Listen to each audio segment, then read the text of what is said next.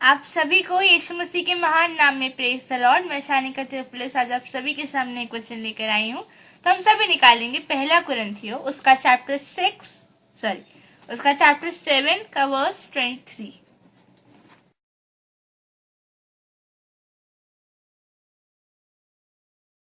Okay, तो जब हम इस वचन को ध्यान से पढ़ते हैं तो ये वचन कहता है पहला कुरिन्थियों 7 का 23 कि तुम दाम देकर मोल लिए गए हो, मनुष्य के दास न बनो।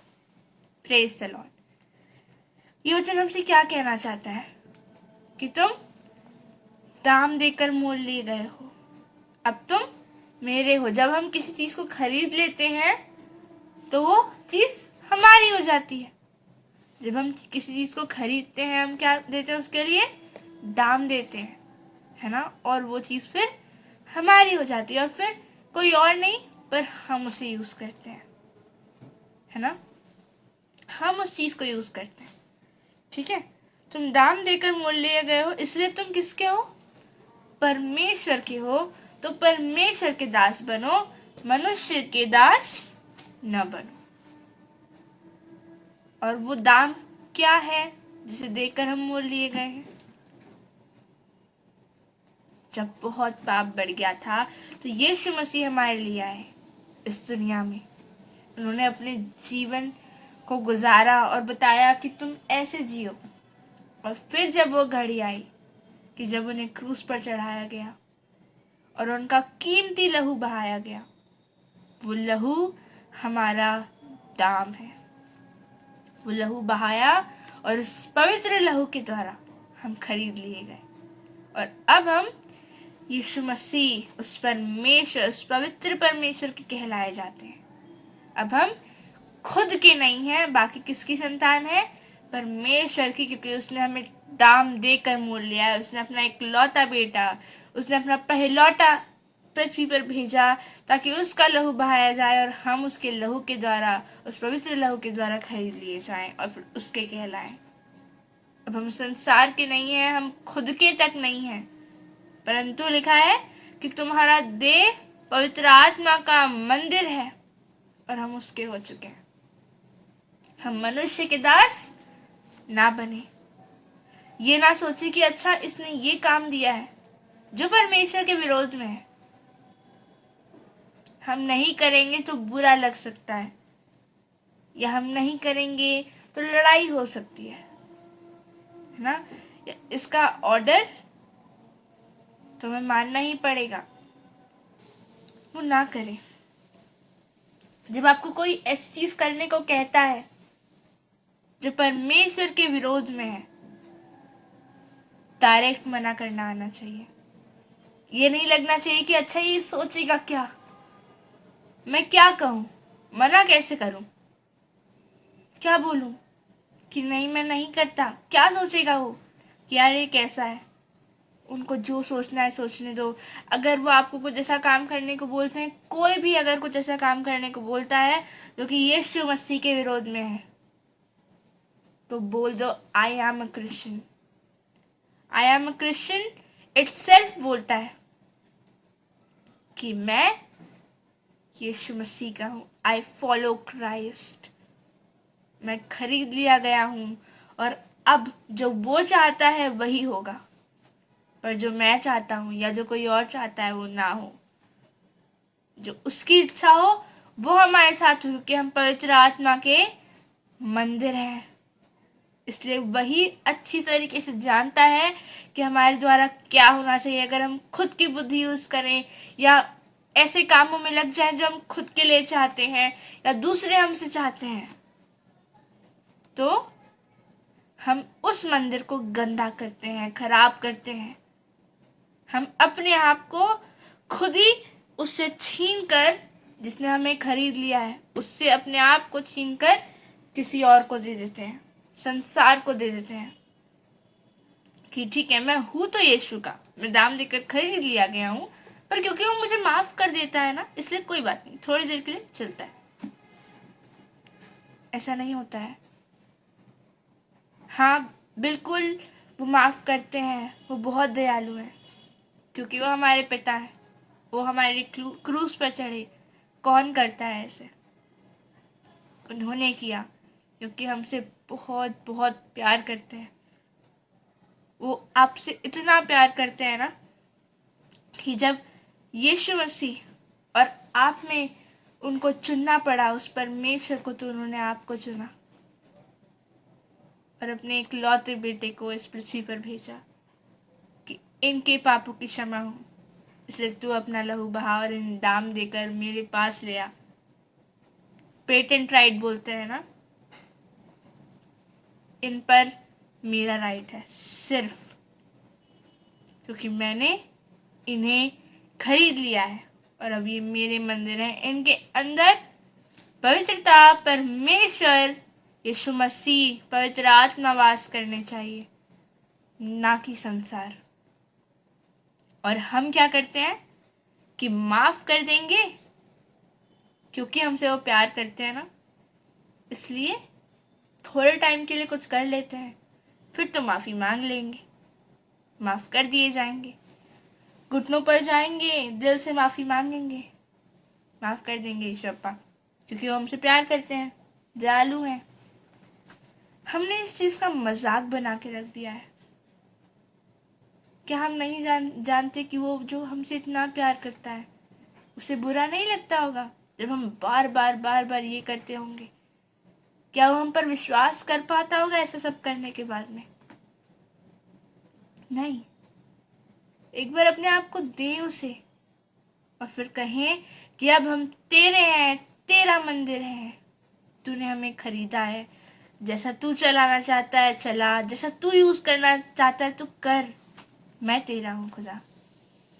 जैसा तू मुझे यूज करना चाहता है, जैसा तू चाहता है कि मैं तेरे हिसाब से चलूं, वैसा तू चला।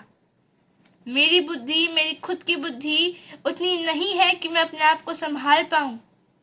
मेरा हर एक कदम, मेरा उठना, मेरा बैठना, मेरा चलना तेरी पसंद से हो और तुझे उसकी खबर हो। हम खुद को संसार को ना दे सकें, हमारे ऊपर उसका कब्जा हो, हमारे मुख पर, हमारी आंखों पर, हमारे हाथों पर, पूरे पूरे हम पर उसका कब्जा हो, उसके पवित्र आत्मा का कब्जा हो। हम उसके अंदर बसे और वो हमारे अंदर बसे। यीशु हर पल हमारे साथ रहे, वही होता है पवित्र आत्मा का मंदिर। मंदिर मतलब जहां वो रहता है। क्या पवित्र आत्मा आपके अंदर रहता है? क्या आप कुछ गलत करते हैं तो वो आपको रोकता है कि नहीं, ये तुम्हें परमेश्वर से दूर कर सकता है? क्या वो पवित्र आत्मा अंदर है? क्या हम सिर्फ कहते तो नहीं है? क्या हम खुद को तसल्ली तो नहीं देते? हाँ, मेरा देह पवित्र आत्मा का मंदिर है, मेरे दिल के अंदर वो बसता है। क्या वो सच में रहता है? एक बार झांक के देखें। वो तब तक नहीं आएगा जब तक वो मंदिर साफ नहीं होगा। जब यीशु मसीह ने देखा कि मंदिर, उनके मंदिर में है ना, जब परमेश्वर की स्तुति करने के स्थान में लोग चीजों को बेच रहे थे, है ना, चीजें बिकी जा रही थी, अपने काम कर रहे थे, परमेश्वर की स्तुति अलग, पर वो अपने काम पहले वहां से निकाल रहे थे। तब वो पहली बार क्रोधित हुए और उन्होंने सबको हटाया। जब तक गंदगी अंदर से नहीं उठेगी तो पवित्रता नहीं आएगी, क्योंकि वो पवित्र है। इसलिए वो चाहता है कि वो गंदगी वहां से हटे, तब वो आए, और फिर उसके बाद जब वो अंदर आ जाए तो वो गंदगी को अंदर नहीं आने देगा। जो हमारे अंदर आए या जो हमारे मुख से बाहर जाए वो उसके हिसाब से होगा। जिस दिन हमने ये मान लिया ना कि हाँ, मैं तेरे द्वारा खरीद लिया गया हूं, तू मुझे यूज कर, मैं खुद को कंट्रोल ना करूं। यहाँ लिखा है पहला कुरिन्थियों 6:19 में कि क्या तुम नहीं जानते कि तुम्हारी देह पवित्र आत्मा का मंदिर है जो तुम में बसा हुआ है और तुम्हें परमेश्वर की ओर से मिला है, और तुम अपने नहीं हो। हम अपने नहीं हैं, हम परमेश्वर के हैं। हम खुद में कंट्रोल करने की कोशिश करते हैं कि अच्छा चलो ये कर लेते हैं, वो कर लेते हैं। आज वचन कहना है, वचन बोलना है, हमने ये वाला प्रिपेयर किया था, हम ये बोल लेंगे। फिर जब हम बोलने जाते हैं तो वो शब्द ही हमारे मुख से नहीं निकल पाते कई बार, क्योंकि हम खुद को कंट्रोल करना चाहते हैं बहुत बार कि ठीक है, हमें जैसा सही लगता है वैसा करना चाहिए। नहीं, जैसा उसे सही लगता है वैसा करिए, क्योंकि आप खरीद लिए गए हैं। जब कोई चीज़ खरीद ली जाती है तो उस पर हक सिर्फ उसके मालिक का होता है। और इस वक्त, हर वक्त, हमारा जो खरीदने वाला है, हमारा जो मालिक है, वो है। और हम उसके चलाएं चले, वही हमारे लिए बेहतर होगा, क्योंकि उससे अच्छा हमारे लिए कोई नहीं चाहता। संसार तो हमें झूठ कहता है, झूठ बोलता है कि तू ये कर, तुझे आनंद आएगा, तू ये कर। अरे झूठ बोल दे, एटलीस्ट उस प्रॉब्लम से तो बच जाएगा। नहीं बचते हैं हम, वो प्रॉब्लम तो छोटी सी है, पर अगर हम खुदा से अलग हो गए, वो प्रॉब्लम कितनी बड़ी हो जाएगी। संसार झूठा है पर परमेश्वर सच्चा है कि मैं तुझसे प्यार करता हूँ, मैं नहीं चाहता तुम मुझसे अलग हो, इसलिए मैंने तुझे खरीदा है। अब जैसा मैं कहता हूँ वैसा कर, जैसा वो कहता है वैसा करें, तभी हम उसके और वो हमारा कहलाएगा। तभी हम उसके बेटे बेटियां और वो हमारा पिता कहलाएगा। हमने जो अपने आप को उससे छीन कर संसार को दिया है, उसे बोले अब संसार से छीन कर वापस जो चीज़ उसकी है वो उसे वापस करें, क्योंकि वो उसका अधिकारी है। हम पर अधिकार है तो सिर्फ और सिर्फ खुदा का, ना मनुष्य का, ना संसार का, ना किसी बड़ी अथॉरिटी का, ना हमारा खुद का, परंतु परमेश्वर, पवित्र आत्मा और यीशु मसीह का। अब हम खुद के नहीं परंतु उसके हैं, इसलिए जो वो हमसे करवाना चाहता है वो करें, क्योंकि परमेश्वर के प्यार से अलग होना बहुत पेनफुल होता है, पर उसके साथ अनंत जीवन बिताना बहुत आनंद की बात होगी। Praise the Lord, God bless you all. आज मुझे इतना ही कहना था, और इस वचन को जितना, इस वीडियो को जितना शेयर कर सकते हैं प्लीज़ शेयर कीजिए। Thank you.